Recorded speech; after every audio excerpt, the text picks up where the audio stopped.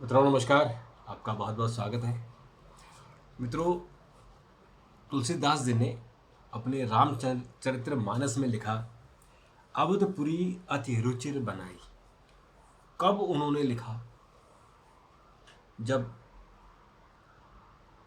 उस वक्त शायद अयोध्या इतनी सुंदर नहीं थी और उन्होंने कल्पना की थी कि रामचंद्र जी की अयोध्या कितनी सुंदर होगी। तो आज अगर आप अयोध्या देखें तो आज आप देखिए कि कितनी सुंदर अयोध्या हो गई। ऐसा लगता है कि दुल्हन की तरह सजी है और ऐसा लगता है कि स्वर्ग से एक पूरा नगर धरती पर आ गया हो। चारों तरफ लाइट, चारों तरफ प्रकाशमान और सड़कें चौड़ी, सड़कों की दोनों तरफ फूलों की बरसात हो रही है। और ये ऐसा संजोग, ये 496 साल बाद ऐसा संयोग आया है। ये रामचंद्र जी की जन्मभूमि है और इसके बारे में थोड़ा सा हम इतिहास में जाएंगे। लेकिन आज जो रामचंद्र जी की पुनः प्राण प्रतिष्ठा होगी, यानी प्राण प्रतिष्ठा तो 1949 में हो गई थी, मंदिर बन गया था और फिर उस मंदिर का एक और रूप 1942 में 92 में 6 दिसंबर 1992 में हुआ, जब विवादित ढांचे को गिरा दिया गया और मंदिर की स्थापना कर दी गई। और उसके बाद 2020 में जब सुप्रीम कोर्ट का निर्णय आया और 5 अगस्त को प्रधानमंत्री नरेंद्र मोदी ने शिलान्यास किया, तो इस तरह से राम मंदिर की शुरुआत हुई और 3 साल बाद भव्य राम मंदिर बनकर तैयार हो गया है। थोड़ा बहुत काम है वो चलता रहेगा, लेकिन भव्य राम मंदिर बनकर तैयार हो गया। और जो लोग कल्पना कर रहे हैं कि राम मंदिर अधूरा है, अधूरा राम मंदिर में पूजा प्राण प्रतिष्ठा नहीं हो सकती, एक बड़ी सी कहावत है कि भगवान राम है, सर्वव्यापी है, तीनों लोगों के देखता है। उनके लिए कौन मंदिर बनाएगा? उनके लिए कौन कौन उनको लिए शुभ मुहूर्त होगा? वो खुद ही शुभ मुहूर्त है, वो खुद मंदिर है। ये तो हमारा एक मन का भ्रम है कि हम तिथि तय कर रहे हैं, लेकिन जो तिथि तय हुई है वो तिथि भी वही तिथि है जो त्रेता युग में जब रामचंद्र जी का प्रकटीकरण हुआ था, वो जो तिथि थी उसी तिथि में ही 22 जनवरी को तिथि आई है और उसी तिथि में ही रामचंद्र जी के नव विग्रह में प्राण प्रतिष्ठा हो रही है। मित्रों, बड़ा खुशी का मौका है और इस खुशी में सभी को शामिल होना चाहिए। लेकिन फिर भी चूंकि इतिहास है तो उसकी चर्चा करना भी जरूरी है। इतिहास ये है कि 1528 में मुगल बादशाह बाबर के कमांडर मीर बाकी ने मंदिर को गिराया था और मस्जिद का निर्माण किया था। बाबरी मस्जिद नाम रखा था वो इसलिए कि राम मंदिर की प्रतिष्ठा इतनी ज़्यादा थी और वहाँ दूर दूर से लोग आते थे, तो लोग यहाँ ना आए, सत्ता का केंद्र न बने, इसलिए मीर बाकी ने मंदिर को तोड़ दिया था। और ऐसा भी कहा जाता है कि मंदिर को कई बार तोड़ा गया। मंदिर इतना मजबूत था कि वो टूटता ही नहीं था, उसने पूरी ताकत लगा दी। और ये भी कहा जाता है कि जब जब वो मंदिर टूटता था तो सुबह वो मंदिर ठीक हो जाता था। और आपको बता दें, जो उसने मंदिर तोड़ा वो राजा विक्रमादित्य ने बनाया था, जो कसौटियों के पिलरों पर खड़ा था। वो कसौटी जो टूट ही नहीं सकती है, वो हीरे की तरह मजबूत होती है। पत्थर होता है कसौटी, उस कसौटी पर उन्होंने पिलर बनाए थे, तो इसलिए वो तोड़ नहीं पाए। तो उसने क्या किया कि फिर मंदिर के ऊपर ही मस्जिद बना दी। इसलिए जब ये ढांचा गिराया गया और उसमें जो मटेरियल निकला है, जो साक्ष्य निकले, उस पूरे पूरे मंदिर के निकले, उसके नीचे पूरा मंदिर दबा हुआ था। तो 1528 में मंदिर टूटा।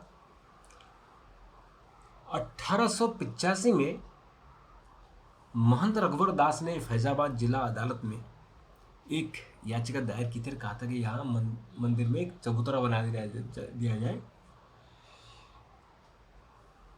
जहाँ लोग पूजा पाठ कर सके लेकिन वो कोर्ट ने, क्योंकि उसमें अंग्रेज़ों की कोर्ट थी, तो उन्होंने इसे खारिज कर दिया। और फिर 1949 को विवादित ढांचे के बाहर केंद्र गुंबद के नीचे रामलला की मूर्ति रखी गई, और ये मूर्ति बाबा अभिराम दास और उनके साथियों ने रखी थी। और 1950 में गोपाल सिंगला विशाखा ने रामलला की मूर्ति की पूजा के अधिकार के लिए फैजाबाद जिला अदालत में एक मुकदमा दायर किया था। 1 फरवरी 1986 को स्थानीय अदालत ने सरकार को हिंदू उपासकों के लिए स्थान खोलने का आदेश दिया था। और 14 अगस्त को 1989 को इलाहाबाद उच्च न्यायालय में एक विवादित ढांचे के संबंध में यथास्थिति बनाए रखने का आदेश दिया था। और 6 सितंबर 92 को 6 दिसंबर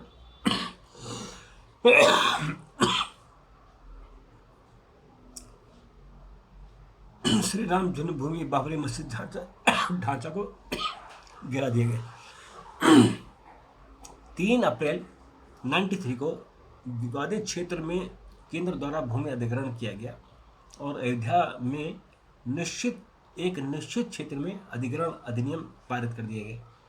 93 में ही अधिनियम के विभिन्न पहलुओं को चुनौती देते हुए विभिन्न रिट याचिकाएं दर्ज की गई, और इसमें इस्माइल फारूकी की एक याचिका भी शामिल थी और इलाहाबाद हाई कोर्ट ने दायर की गई थी। 24 अक्टूबर 94 को ऐतिहासिक इस्माइल फारूकी मामले में सुप्रीम कोर्ट ने कहा कि मस्जिद इस्लाम का अभिन्न अंग नहीं है। ये सुप्रीम कोर्ट का इम्पोर्टेंट फैसला था। यहाँ से फिर एक नई कहानी शुरू होती है। अप्रैल 2002 में सुप्रीम कोर्ट ने यह निर्धारित करने के लिए सुनवाई शुरू की कि विवादित स्थल का मालिक कौन है, और 13 मार्च 2003 में उच्चतम न्यायालय ने पूरे मामले में सुप्रीम कोर्ट ने कहा कि अधिग्रहित भूमि पर किसी भी प्रकार की धार्मिक गतिविधियों की अनुमति नहीं है। और 30 सितंबर 2010 को उच्च न्यायालय ने 2-1 के बहुमत से विवादित क्षेत्र को सुन्नी वक्फ बोर्ड, निर्मोही अखाड़ा और रामलला के बीच बांटने का फैसला किया। 3 इसमें पार्टी बन गई। और 2011 में सुप्रीम कोर्ट ने अयोध्या भूमि विवाद पर हाई कोर्ट के फैसले पर इस पर रोक लगा दी। और फिर 26 जनवरी 2016 को सुब्रमण्यम स्वामी के विवादित स्थल पर राम मंदिर के निर्माण की मांग करते हुए सुप्रीम कोर्ट में याचिका दायर की। और 2017 में 32 नागरिक अधिकार कार्यकर्ताओं ने इलाहाबाद उच्च न्यायालय में 2010 के फैसले को चुनौती देने के लिए याचिका दायर की। फिर 8 फरवरी 2018 को सुप्रीम कोर्ट ने सिविल अपीलों पर सुनवाई शुरू की, और 14 मार्च 2018 को सुप्रीम कोर्ट ने मामले में पक्षकार के रूप में हस्तक्षेप करने की मांग करने वाली स्वामी की सभी अंतरिम याचिकाओं को खारिज कर दिया। फिर 6 अप्रैल 2018 को राजीव धवन ने 1994 के फैसले की टिप्पणियों पर पुनर्विचार के मुद्दे को बड़ी पीठ के पास भेजने का एक फैसला किया था। और जनवरी 2019 में सुप्रीम कोर्ट ने फिर इस मामले की सुनवाई शुरू की और मुख्य न्यायाधीश रंजन गोगोई की अध्यक्षता में एक न्यायाधीशों की एक पीठ बनी। 9 अप्रैल 2019 को सुप्रीम कोर्ट ने ऐतिहासिक फैसला दिया और 70 साल के विवाद को समाप्त करते हुए आदेश दिया कि 2.77 एकड़ भूमि को राम मंदिर के निर्माण के लिए भारत सरकार द्वारा अधिग्रहित स्थापित किए गए ट्रस्ट को हस्तांतरित किया जाए। और शीर्ष अदालत ने मस्जिद निर्माण के लिए मुसलमानों को अयोध्या में 5 एकड़ भूमि अलॉट करने का आदेश दे दिया। 5 अगस्त 2020 को प्रधानमंत्री ने इसका शिलान्यास किया। तो ये इतिहास है कि 1528 से लेकर और अब तक करीबन 496 साल हो गए, तब से ये विवाद चल रहा है। और ये शुभ घड़ी आई है 22 जनवरी को प्रधानमंत्री नरेंद्र मोदी और पंडित गणेश शास्त्री, महंत नृत्य गोपाल दास जो ट्रस्ट के अध्यक्ष हैं, और लक्ष्मीकांत दीक्षित पंडित जी हैं जो मंत्रोच्चार करेंगे, और से मोहन भागवत आरएसएस के हैं। दरअसल लोग सवाल कर रहे हैं कि आरएसएस प्रमुख मोहन भागवत को गर्भगृह में क्यों बुलाया जा रहा है। दरअसल इसलिए बुलाया जा रहा है कि ये जो आंदोलन है, दरअसल जो आरएसएस ने अपने हाथों में हिंदू समाज को एकजुट करने का निर्णय ये 1925 में ही ले लिया था। तब से आंदोलन चल रहा है और राम मंदिर आंदोलन को आरएसएस ने 1984 की जो धर्म संसद हुई थी उसमें एडॉप्ट किया था और कहा था कि राम मंदिर बनेगा, और उस आंदोलन को उन्होंने चलाया और उस आंदोलन के का प्रतिफल था कि लोगों को जागृत किया गया। उसी में ही लाल कृष्ण आडवाणी की जो रथ यात्रा थी जो 89 में उन्होंने शुरू की थी, उसने इसमें बहुत बड़ा रोल अदा किया। और कुल मिलाकर जो आरएसएस, चूँकि लाल कृष्ण आडवाणी स्वयं आरएसएस के स्वयं सेवक हैं, तो उन्होंने सब ने मिलकर, और फिर जो बीजेपी जो आरएसएस से लोग निकले हैं बीजेपी में, उन सब ने, उसमें महंतों का भी योग है, तो इसलिए मोहन भागवत को बुलाया गया है क्योंकि आरएसएस की इसमें बड़ी भारी भूमिका रही है। और आज देखिए पूरा देश जो राममय हो गया है उसमें आरएसएस की भूमिका। अभी देखिए जब से तिथि तय हुई कि 22 जनवरी को प्राण प्रतिष्ठा होगी, तो आरएसएस के लोगों ने घर घर जाकर अक्षत वितरण किया, यानी राम जी की एक जो स्टिकर है, एक फ़ोटो और कुछ चावल के दाने, ताकि अपने घर में अपने पूजा के स्थान में रहो, पूजा करो। और इसमें दो लोग और होंगे, एक आनंदीबेन होंगी जो राज्यपाल हैं, क्योंकि वो स्टेट की हेड है, और मुख्यमंत्री होंगे, वो प्रशासनिक हेड है। तो इसलिए कुल मिलाकर 7 लोग गर्भगृह में होंगे और पूजा पाठ करेंगे। ये 12:05 से शुरू होगा और 1 बजे तक चलेगा। और जो शुभ मुहूर्त है वो 12:29 से शुरू है और जो 12:30 के आसपास खत्म हो जाएगा, यानी 84 सेकंड का कुल मिलाकर ये मुहूर्त है।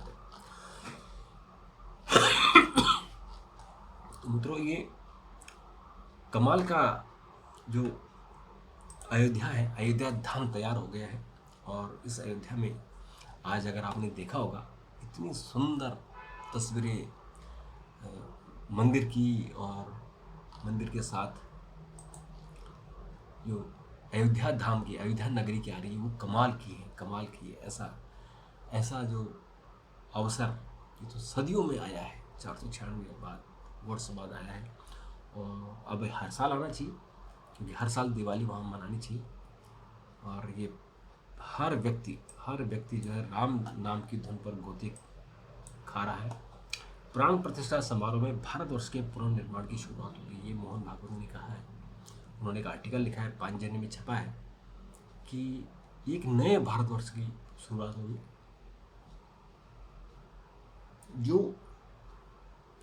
जो कल्पना आरएसएस ने की थी, कैसा एक भारतवर्ष होना चाहिए, कैसा भारतीय सांस्कृतिक राष्ट्रवाद के हिसाब से एक देश होना चाहिए, तो वो देश जो है वो अब तैयार हो गया है।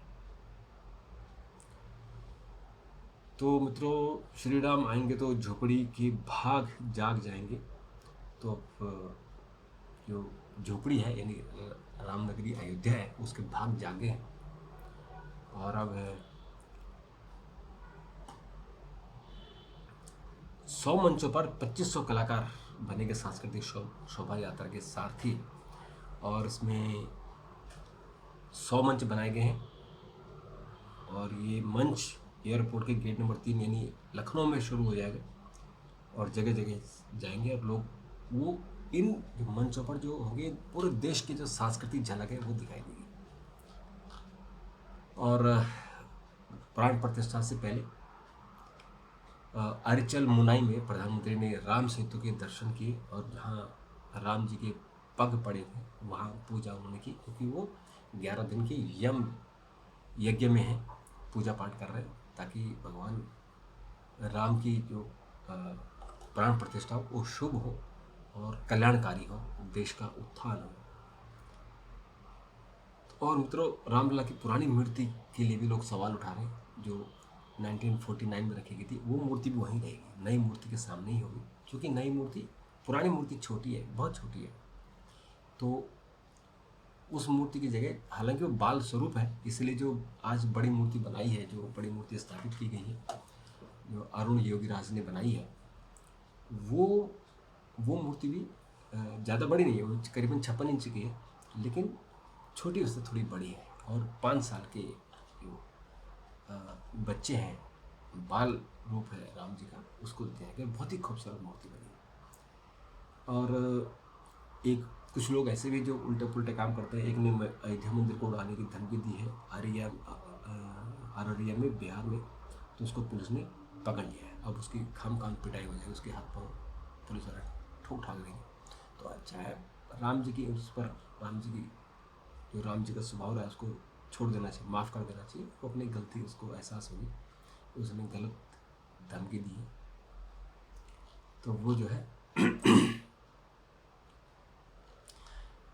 तो इस तरह की चीज़ें होती हैं आवेश में आकर, या पब्लिसिटी के चक्कर में लोग ऐसा कर देते हैं। तो मित्रों, एक ये अवसर है और इस अवसर में हम सब साक्षी बने। ये हम अपने आप को सौभाग्यशाली मानते हैं कि हमारा जन्म इस दौरान हुआ जब राम मंदिर बन रहा है।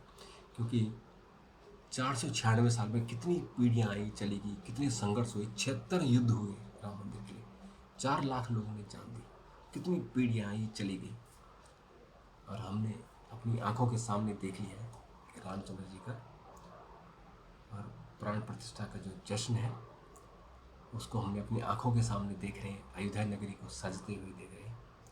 तो ये बड़ी खूबसूरत है।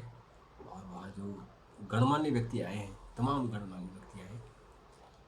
आज राष्ट्रपति ने चिट्ठी लिखी है प्रधानमंत्री को और कहा है कि जो लगन प्रधानमंत्री के राम जी के लिए वो देखने वाली है, लोगों के लिए एक आदर्श उदाहरण है। तो इसका मतलब ये है कि राष्ट्रपति शायद कल मंदिर प्राण प्रतिष्ठा में न जा पाए, और चूँकि प्रधानमंत्री को करना है तो इसलिए प्रोटोकॉल के हिसाब से उनको और उपराष्ट्रपति को नहीं जाना चाहिए, बाद में जाना चाहिए, इसके बाद तो प्राण प्रतिष्ठा हो जाए। तो मित्रों, आज के लिए इतना ही, और हम सब इस प्राण प्रतिष्ठा का साक्षी बने। कल मैं इस पर आपके लिए लाइव करूँगा। तब तक के लिए नमस्कार, थैंक यू, धन्यवाद।